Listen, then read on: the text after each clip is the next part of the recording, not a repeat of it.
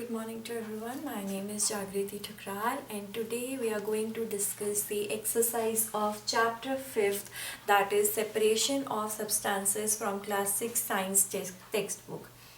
इस वीडियो में बेसिकली हम पहले चैप्टर 5th की पूरी डिटेल वीडियो उसके चैप्टर की पूरी एक्सप्लेनेशन कर चुके हैं.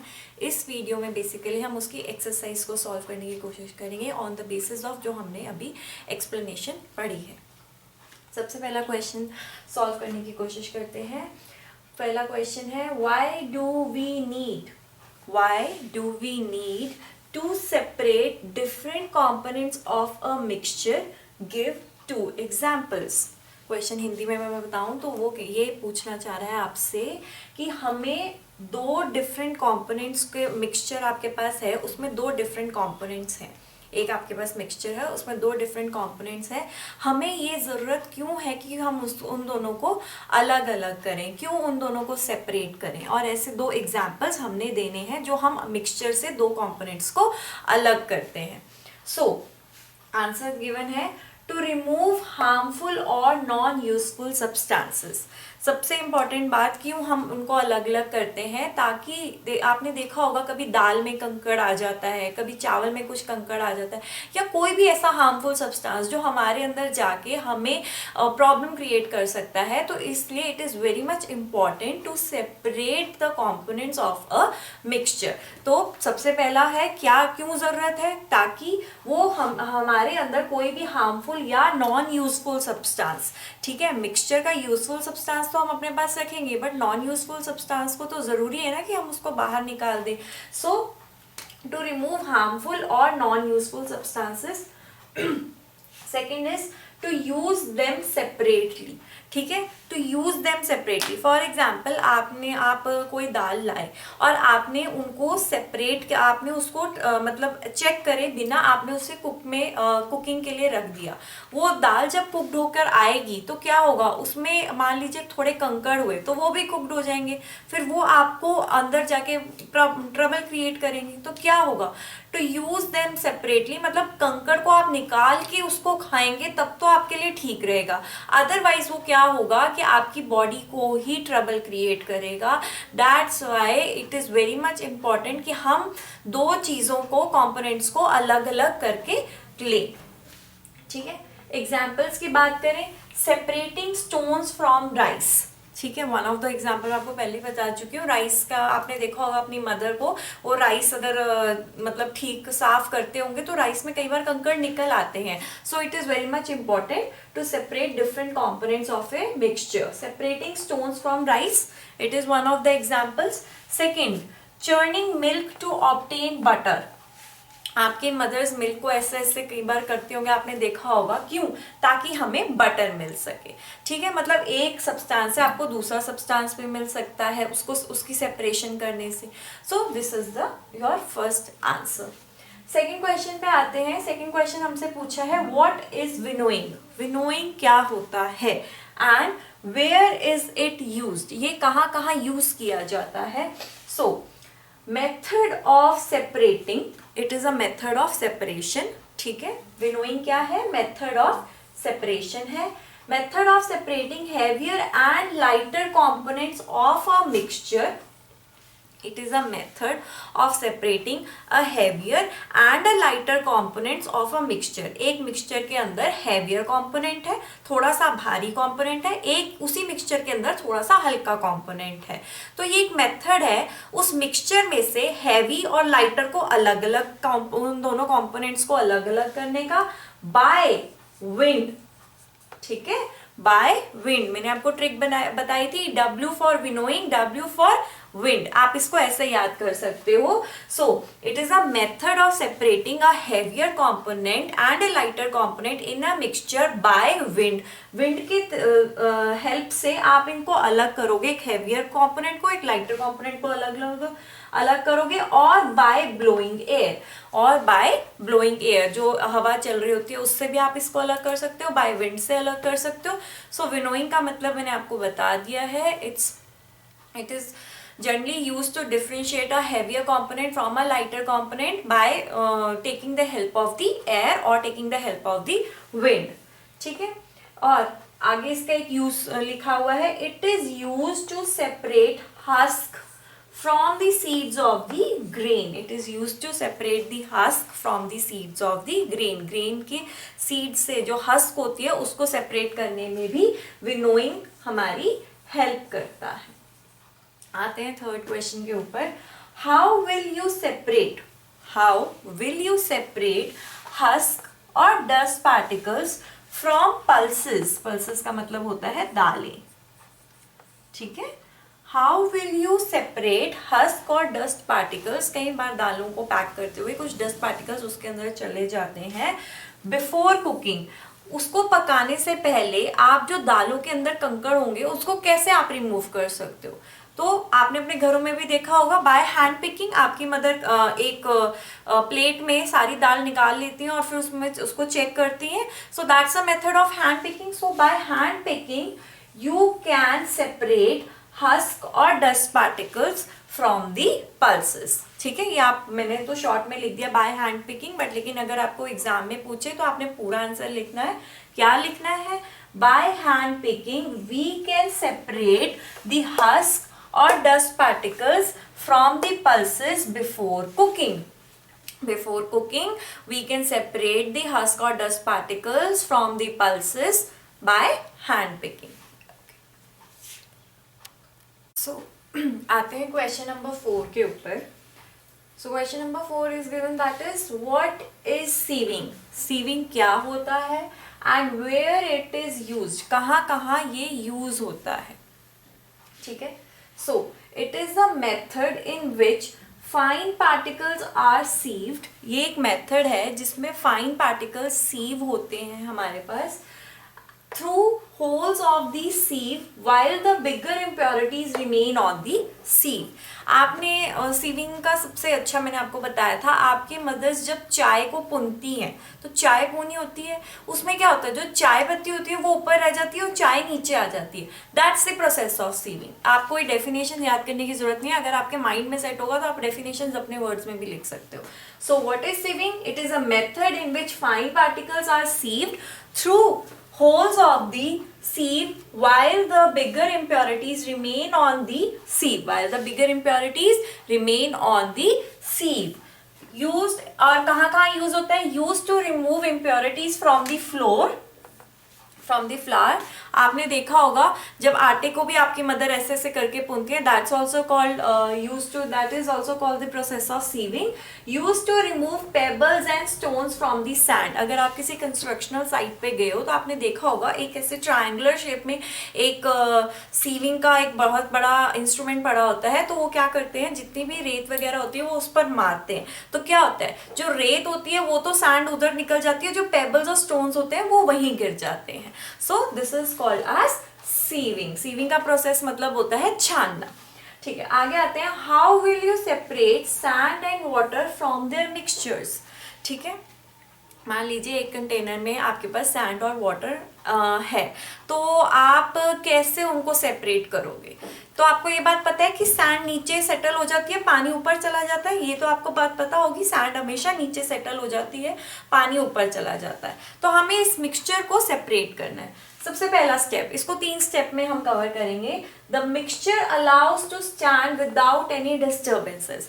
सबसे पहले आपने मिक्सचर को रख देना है कुछ घंटों के लिए. उन घंटों में क्या होगा कि पानी ऊपर चला जाएगा और जितनी भी मिट्टी होगी वो नीचे ग्लास के या फिर आपने जिस कंटेनर में भी रखा होगा उसमें सेटल डाउन हो जाएगी.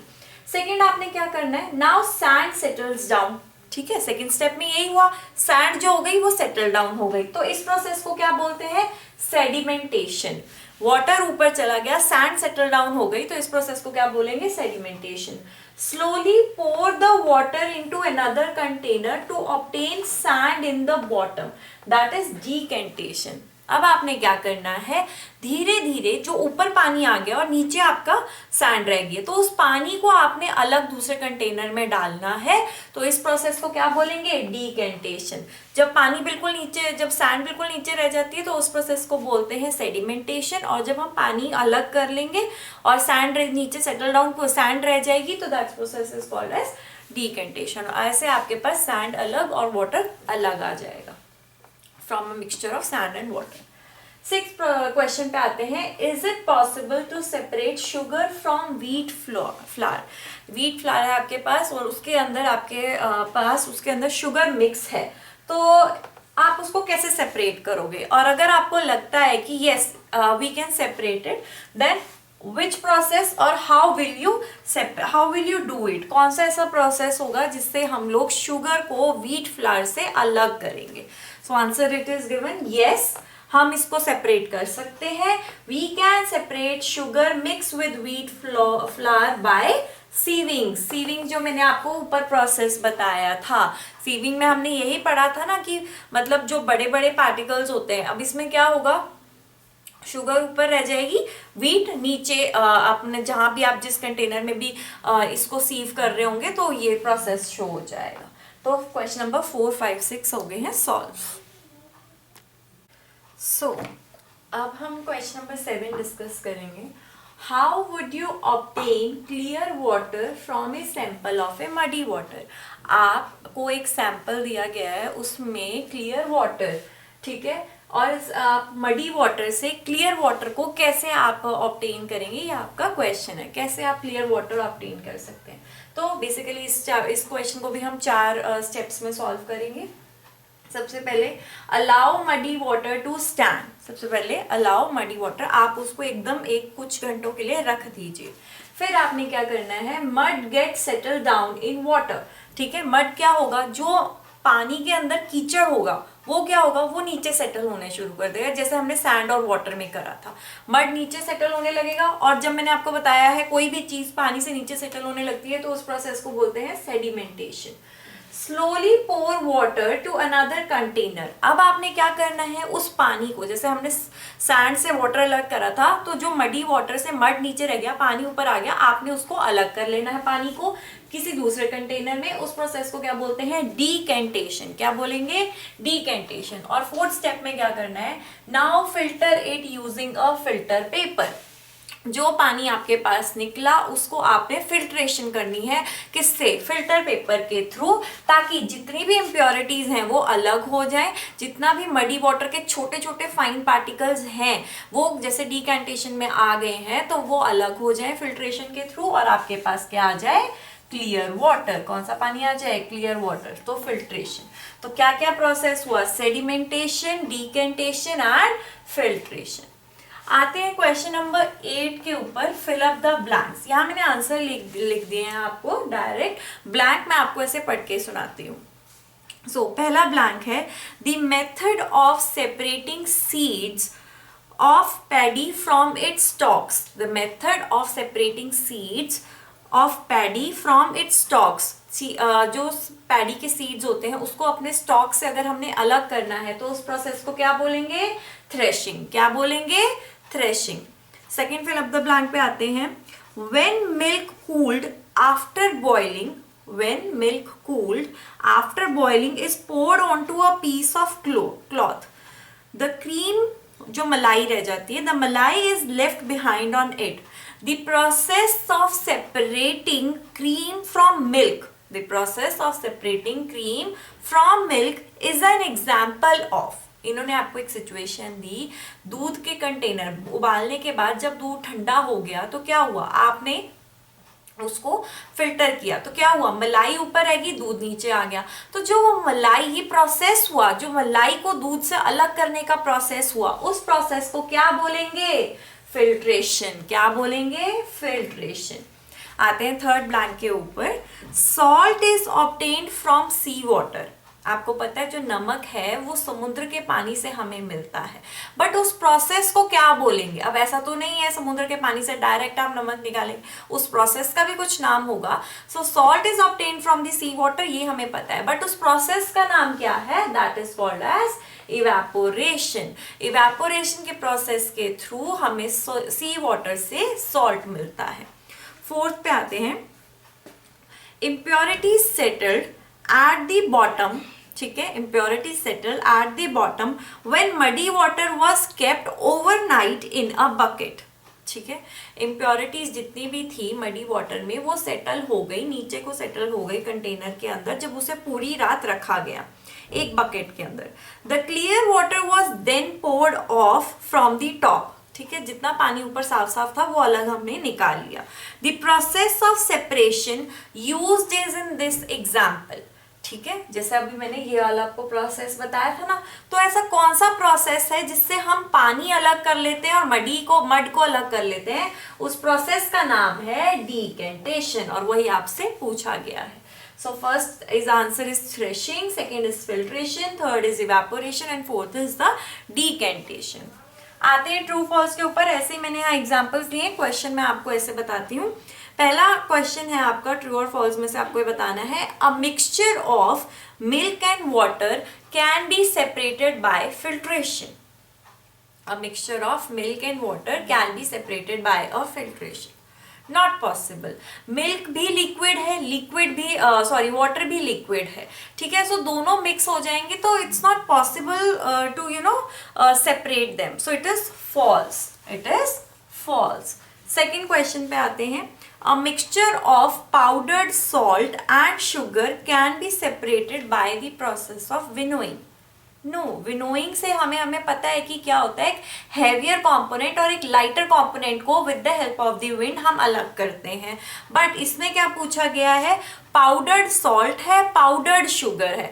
मान लीजिए अगर शुगर भी अपनी नॉर्मल क्यूबॉइड फॉर्म में होता और सॉल्ट भी अपने क्यूब की फॉर्म में, जिस फॉर्म में होते हैं उस फॉर्म में होता, तो इट कैन बी पॉसिबल कि हम उसको सेपरेट कर सकते थे। बट लेकिन यहाँ इन्होंने स्पेशल एक वर्ड यूज करा है, पाउडर्ड। पाउडर्ड मतलब बिल्कुल ही पाउडर, जैसे आप पाउडर लगाते हो ना, वैसे फॉर्म में इन्होंने सॉल्ट और शुगर को बना लिया और उनको मिक्स कर दिया। अब ये कह रहे हैं with the help of the winnowing, क्या हम उसको सेपरेट कर सकते हैं? नहीं, it's false, it's totally false. आप उसको सॉल्व नहीं कर सकते, आप उसको सेपरेट नहीं कर सकते। सी पॉइंट पे आते हैं, separation of sugar from T can be done with filtration. Separation of sugar, sugar जो ऑलरेडी टी में मिक्स हो चुकी है, आप उसको फिल्टर कर सकते हो? नहीं। अगर इसकी जगह, जैसे फॉर एग्जांपल आपको टी लीव्स के बारे में पूछा होता, separation of tea leaves from T can be done with filtration, yes, वो तो होता ही है। चाय पत्ती ऊपर रह जाती है, चाय नीचे आ जाती है, बट कभी आपने देखा चीनी ऊपर रह गई और चाय नीचे आ गई? ऐसा नहीं, चीनी ऑलरेडी चाय में मिक्स हो जाती है, so it is also false. D point पे आते हैं, grain and husk can be separated with the process of decantation। Grain और हस्क अलग हो जाता है, ग्रेन अलग हो जाता है डीकेंटेशन के प्रोसेस के थ्रू? नहीं, डीकेंटेशन के प्रोसेस के थ्रू ये नहीं होता है, ये विनोइंग के प्रोसेस से होता है, so it is also false.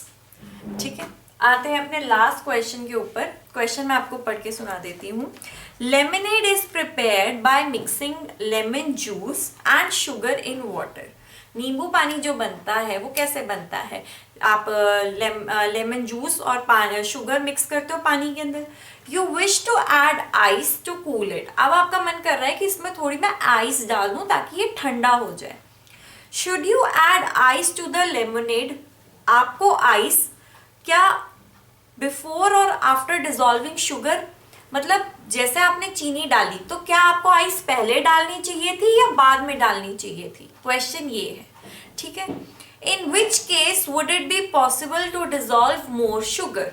ऐसा कौन सा सिनेरियो या केस होगा जिसमें आप ज्यादा शुगर डिजॉल्व कर सकते हो? देखिए, पहला क्वेश्चन ये है कि आपका मन कर रहा है, आपने लेमन जूस और शुगर पानी में डाल दिया। अब आपका मन कर रहा है कि इसमें मैं आइस डाल दूं ताकि ये थोड़ा कूल हो जाए। क्वेश्चन ये पूछा गया है कि आइस आप कब डालोगे ताकि वो अच्छी तरीके से ठंडा हो सके, शुगर डालने से पहले या शुगर डालने के बाद? ठीक है। दूसरा क्वेश्चन इसी में सब पार्ट में ये पूछा गया है कि कौन सा ऐसा सिनेरियो होगा जिसमें हम ज्यादा चीनी ऐड कर सकें, ठीक है, टू डिजॉल्व मोर शुगर। तो आंसर मैंने लिख रखा है 2 पॉइंट्स में। We should add ice to the lemonade after dissolving sugar. हमें आइस, देखिए, अगर आप पहले उसमें बर्फ डाल देंगे फिर चीनी डालेंगे तो क्या होगा, वो चीनी जो होगी वो आइस पे ही लगी रहेगी। ठीक है, तो आपने पहले चीनी डालनी है, लेमन जूस डालना है, पानी के अंदर मिक्स करना है, तब आपको उसके बाद एंड में आइस डालनी है। तो पहले का तो सॉल्व हो गया कि after dissolving sugar you have to you should add ice to the lemonade. Second, It will be possible to dissolve more sugar before adding ice. ठीक है, आप ज्यादा चीनी आइस से पहले डाल सकते हो. आइस के बाद मैंने आपको बताया वो आइस पे ही रह जाएगी, लेमन में आएगी नहीं. तो क्या होगा, आपको अगर चीनी और डालनी है तो क्या कब डाल सकते हो, आप चीनी डाल सकते हो जब आप आइस से पहले उसमें कितनी भी चीनी डालो, आइस के बाद आपने चीनी नहीं डाली है. मतलब आइस एक एंड प्रोसेस है, सीधी सी बात है. जो आइस आपने डालनी है वो एक एंड प्रोसेस है. आइस सबसे एंड में डालनी है. सबसे पहले लेमन जूस, फिर शुगर, पानी तो होएगा ही उसमें. इन तीनों चीजों को मिक्स करो. मिक्स करने के बाद आपने आइस डालनी है. आइस से पहले ही शुगर डलती है. ठीक है. सो यहाँ आपका ये चैप्टर 5 का सेपरेशन ऑफ सब्सटेंसेस की एक्सरसाइज होती है खत्म. If you really like my video, please like, share and subscribe to my channel. If anybody is having any query, please let me know in the comment section. Thank you very much.